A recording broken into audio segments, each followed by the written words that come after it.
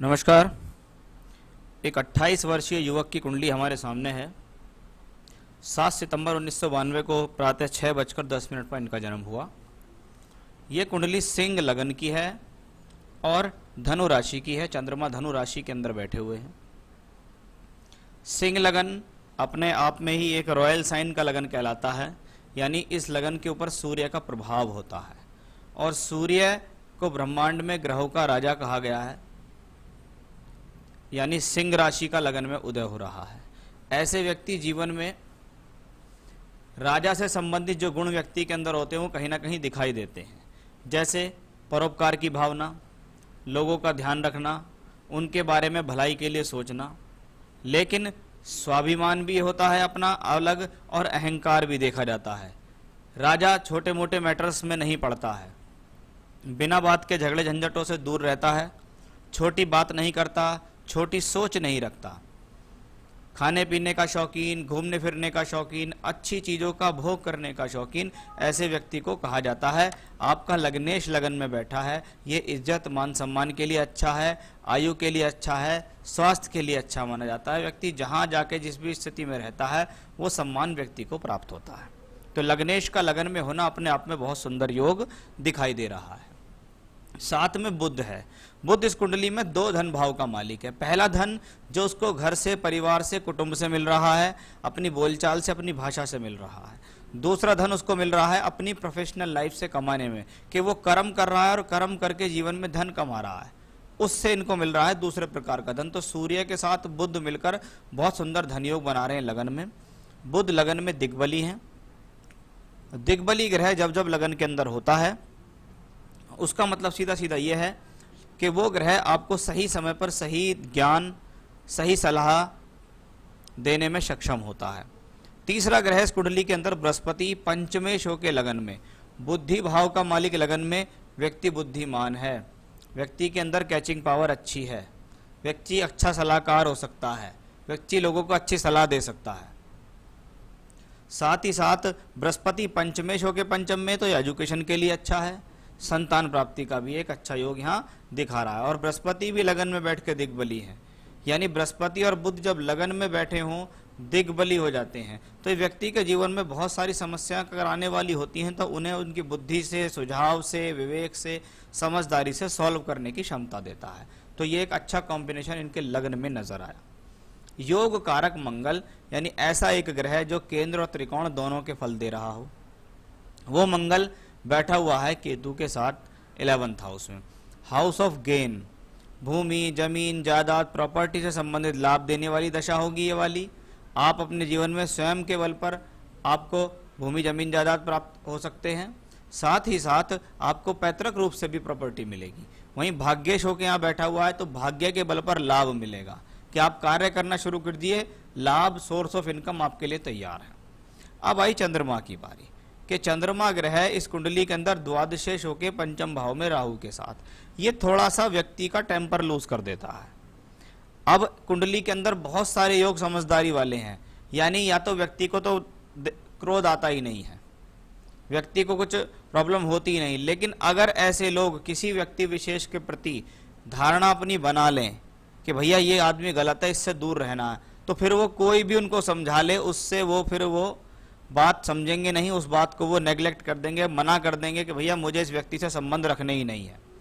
ऐसी चीज़ों में ये चंद्रमा अडिगता देता है। उसमें ये समझ लीजिए कि यही यहाँ पे इस व्यक्ति से बात करके मेरे मान सम्मान में हानि होती है, इसलिए मैं ऐसे कोई काम ही नहीं करना चाहता जिससे इसके सम्मान में हानि हो, मैं अपनी इज्जत बचा के रखना चाहता हूँ। उसके लिए ऐसे लोगों को किसी व्यक्ति विशेष से चिड़चिड़ाहट हो सकती है, एग्रेशन हो सकती है, गुस्सा हो सकता है। बाकी कुछ नहीं, अच्छा कॉम्बिनेशन है, कोई खराब नहीं है, क्योंकि लगन अपने आप में पावरफुल है। तो वो स्थितियां दिखाई दे रही है। शनि छठे घर का मालिक होकर छठे घर में है। षष्ठेश का छठे घर में होना शत्रुओं को हराने वाला, प्रतियोगिताओं में विजय प्राप्त करने वाला, संघर्ष के बल पर जीवन में आगे बढ़ने वाला, टूर से, ट्रैवलिंग से, यात्राओं से स्थान परिवर्तन करके दूर स्थान से संपर्क बनाकर अपने जीवन में तरक्की करने वाला ये ग्रह शनि है। बहुत अच्छी स्थिति में बैठा हुआ है। शुक्र को देखिएगा दशमेश होकर दूसरे घर में, कुटुंब के संबंधित कोई काम कर लेगा तो उसमें लाभ। मान लो घर परिवार में कोई, कुटुंब में कोई काम हो रहा है, उस काम को ये संभाल ले तो फायदा मिल जाएगा, बोलचाल से संबंधित कार्यों में फायदा मिल जाएगा, खाने पीने से संबंधित कार्य कर लेगा जीवन में तो उसमें फायदा मिल जाएगा, क्योंकि शुक्र या दशमेश होकर धन भाव से जुड़े हुए हैं। ये अच्छी स्थिति यहाँ दिखाई दे रही है। चलिए, ये तो ही लगन की बात। थोड़ा सा नवांश में देखना चाहूंगा कि नवांश में लग्नेश और विवाह का कारक जो शुक्र है वो अष्टम भाव में बैठा है, लेकिन स्वराशि का है। अब पहली बात, ग्रह स्वराशि का है तो घर को टूटने से बचाने की प्रयास करेगा, लेकिन ग्रह 8वें घर में राहु केतु एक्सेस में है और मंगल से दृष्टि भी है। इसका मतलब व्यक्ति को शुरुआती वैवाहिक जीवन में प्रॉब्लम आने की संभावना दिखती है। कोई बड़ी प्रॉब्लम नहीं दिखाई देती है, क्योंकि मंगल यहाँ सप्तमेश होकर सप्तम भाव को देख रहा है। अब बाकी चीजें निर्भर करती हैं इनकी शादी जिससे होगी। अगर उसकी कुंडली के अंदर भी प्रॉब्लम ज़्यादा दिखाई देती है, लगन कुंडली में, नवांश में आने वाली स्थितियों में, तो व्यक्ति को जीवन में समस्या का सामना करना पड़ेगा। अकेले एक व्यक्ति के हिसाब से कुंडली को देखकर यह बताना कि इनका वैवाहिक जीवन प्रॉब्लमेटिक है तो वो एक सोल्यूशन नहीं हुआ। कुंडली मिलान हमेशा ये वही सोल्यूशन होता है कि जिसमें हम ये देख लें कि भी एक को प्रॉब्लम चल रही है, एक को प्रॉब्लम नहीं है, जिंदगी चल जाएगी। दोनों को ही प्रॉब्लम है तो जिंदगी नहीं चलेगी। अब अगर कॉम्बिनेशन दोनों में ही खराब है तो आप कितने भी गुण मिला लो, उनका डाइवोर्स होना ही होना है, उनको प्रॉब्लम आएगी ही आएगी। यहाँ देखिएगा, बृहस्पति की दृष्टि भी सप्तम भाव पे है, सप्तमेश भी सप्तम भाव को देख रहा है, तो हॉरोस्कोप में चांसेस अच्छे हैं विवाह के हिसाब से भी। और यहाँ भी 7th हाउस पे भी बृहस्पति का, बुध का, इनका प्रभाव है। दशमांश कुंडली देखिए, प्रोफेशनल लाइफ के लिए हम देखते हैं, वहां पर मैं सीधा दशा को देखता हूं कि दशा क्या कह रही है। दशा चल रही है राहु की। अब मैं राहु की दशा पा जाता हूं कि राहु की महादशा आपको 2017 से आई। कहाँ है राहु? राहु कुंडली में पंचम भाव में चंद्रमा के साथ बैठा है। अब राहु चंद्रमा का योग मानसिक तनाव दे सकता है, आपको छोटी छोटी बातों पर क्रोध आ सकता है, ये संभावना ये ग्रह कराता है। वैसे आप अपने ऊपर बहुत हद तक कंट्रोल करके रखते हैं, लेकिन बिना वजह ही कोई इरिटेट करना शुरू कर दे तो हो जाता है, क्योंकि ये द्वादश शेष है, कभी कभी बिना वजह की भी टेंशन व्यक्ति को इस दशा में मिलती है। अब राहु बृहस्पति की राशि में है, पंचम भाव में चंद्रमा के साथ है। जुए से, सट्टे से, लॉटरी से, शेयर मार्केट से थोड़ा दूर रहिएगा, नहीं तो आपको ये प्लेनेट हो सकता है थोड़े समय के लिए फायदा दे जाए, लेकिन नुकसान दे जाएगा। अब राहु बृहस्पति की राशि में, बृहस्पति लगन में धन योग बना रहा है। बुद्धि से फायदा, ज्ञान से फायदा, मान सम्मान मिलेगा, सोर्स ऑफ इनकम पैदा होगी, पैसा प्राप्त होगा, घर परिवार से भी मिलेगा और अपनी प्रोफेशनल लाइफ में भी आप अच्छा पैसा कमा लेंगे। राहु दशमांश में गेन के हाउस में है, 11th हाउस में, यानी राहु की दशा जीवन में जैसे जैसे जैसे आगे चलेगी, व्यक्ति अपने जीवन में अच्छी खासी तरक्की करता चला जाएगा। क्योंकि अभी राहु में अभी आपको बृहस्पति मई 2022 तक है, उसके बाद फिर आपको राहु में शनि की दशा आने वाली है। इस दशा के अंदर आपका हो सकता है कोई स्थान परिवर्तन हो जाए, कोई नौकरी परिवर्तन, या कहीं आप विदेश के लिए ट्राई कर रहे हो तो आपको विदेश की नौकरी लगने के भी आने वाले समय में चांस अच्छे दिखाई देते हैं। राहु शनि में मई 2022 से मार्च 25 के बीच में, क्योंकि शनि 6th हाउस में है, हाउस ऑफ जॉब, तो नौकरी के लिए अच्छा समय है। आने वाले समय में व्यक्ति अच्छी तरक्की करेगा। आपके कुछ सवाल हैं वो मैं देखता हूँ। करियर कैसा रहेगा? देखिए, मैं किसी भी हॉरोस्कोप को आने वाले 4 से 5 वर्ष तक देखता हूँ, क्योंकि 4 से 5 वर्ष की दशाएं, 4 से 5 वर्ष का गोचर क्या कहता है आपके बारे में, उसके बारे में मैं आपको यहाँ बता रहा हूँ। कि राहु के बारे में मैंने आपको बता दिया, अभी बृहस्पति चल रहा है, बृहस्पति कुंडली में सभी जगह बेहतर है। यहाँ भी 3rd हाउस के अंदर बैठा है दशमांश में, तो हो सकता है आपको काम की वजह से टूर ट्रैवलिंग करनी पड़ती हो, आना जाना करना पड़ता हो, या अभी दिसंबर 19 से चला है तो हो सकता है आपने कोई नौकरी चेंज कर ली हो जिससे आपको फायदा हो गया हो। और आने वाले समय में भी आपको जॉब चेंज की अपॉर्चुनिटी आ रही है, जो कि आपके करियर को लेकर ग्रोथ ही करेगी। तो वो स्थिति दिख रही है मई 22 तक। करियर कोई खराब नहीं है, दशा आपको अच्छी चल रही है, कोई खराब समय आपको मैं नहीं कह सकता कि आपके लिए कोई बहुत परेशानी का समय है, अब भी और आगे भी। धन की सिचुएशन कैसी रहेगी पूरी लाइफ में? देखिए, होल लाइफ के तो धन योग जो मैंने थे वो बता दिए, लेकिन आने वाले समय में आप अपने प्रोफेशन से अच्छी तरक्की करने वाले हैं, और जब प्रोफेशन अच्छा होगा, नौकरी अच्छी होगी, तो पैसा भी अच्छा ही होगा। शादी कब होगी और मैरिड लाइफ कैसी रहेगी? मैरिड लाइफ वाइज मैंने आपको बता ही दिया। अपनी मैरिड लाइफ आपको जब भी किसी को भी सुधारनी हो, उसको अपने जीवन साथी की कुंडली में देखना चाहिए कि उसको कितना सुख और दुख है, क्योंकि शादी 2 जनों का मेल है। अकेला व्यक्ति किसी से कुछ नहीं कहता, लेकिन जब 2 हो जाते हैं, पति और पत्नी दोनों एक साथ हो जाते हैं, तब जीवन में समस्याएं आनी शुरू हो जाती हैं।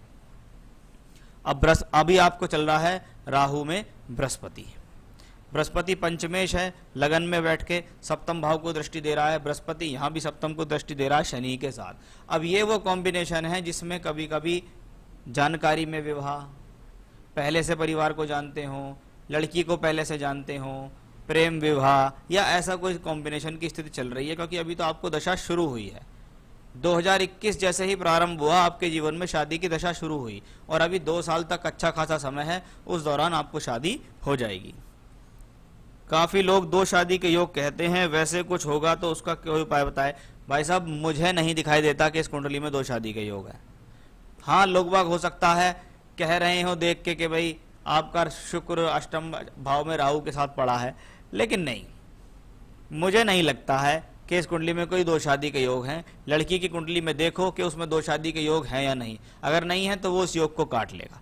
बाकी 8th हाउस मांगल्य जीवन के साथ साथ ससुराल पक्ष का होता है, और जब राहु वहां बैठा हुआ हो तो उनकी मैरिड लाइफ के अंदर ससुराल पक्ष का इन्वॉल्वमेंट होने के कारण हस्बैंड वाइफ के रिलेशन में प्रॉब्लम आती है।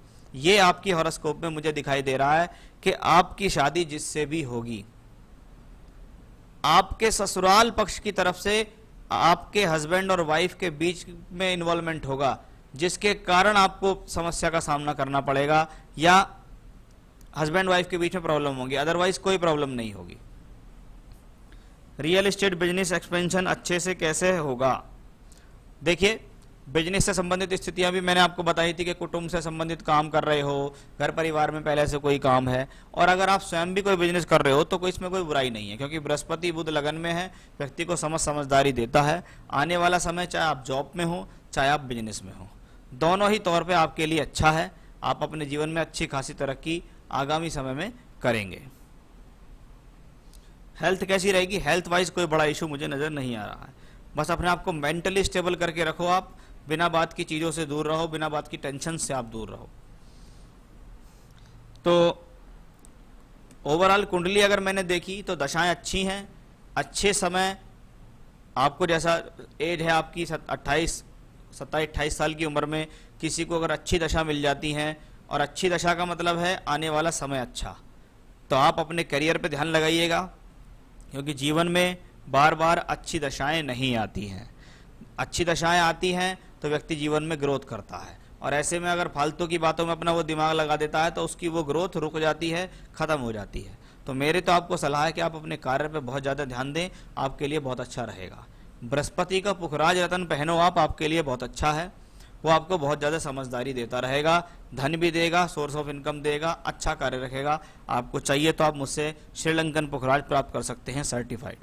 भगवान शिव की आराधना जितनी ज़्यादा आप करोगे उतना आपके लिए बहुत अच्छा रहने वाला है।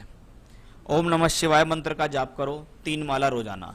रुद्राष्टकम स्तोत्र पाठ का कम से कम 3 बार पाठ करो रोजाना। बस ये 2 पाठ आप रोजाना करो, पुखराज रतन धारण करो, बाकी कुछ करने की जरूरत नहीं है, अपना काम करो, सबसे बेहतर आपके जीवन में वो रहेगा। तो ये था आपकी हॉरोस्कोप का एनालिसिस, सवालों के जवाब। नमस्कार।